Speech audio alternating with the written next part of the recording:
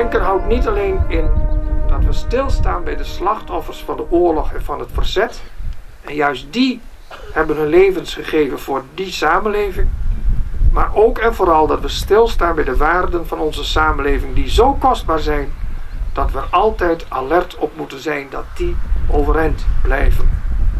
Afgelopen dinsdag hebben we allemaal plechtig beloofd dat we aan de wetten van ons land gehoorzaam zijn en onze samenleving dienen.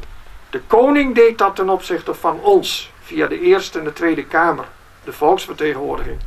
En de volksvertegenwoordiging, wij dus, deed dat ten opzichte van de koning. Die gebeurtenis gaf de saamhorigheid in zijn mooiste en diepste betekenis aan.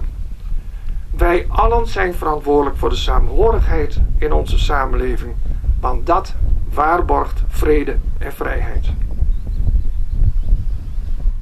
2 minuten nadenken over de dingen die we doen. Secondenlang kijken naar het onschuldige gras met het hoofd gebogen. Iedereen, ja echt iedereen, is voor 1 keer gezamenlijk stil. Vragen zijn er over de dingen die zijn geweest. Antwoorden ook, helaas, voor de mensen die er niet meer zijn. Ogen, vol van angst. Sterren, vol van schaamte, worden nu herdacht. 2 minuten, symbool van kracht.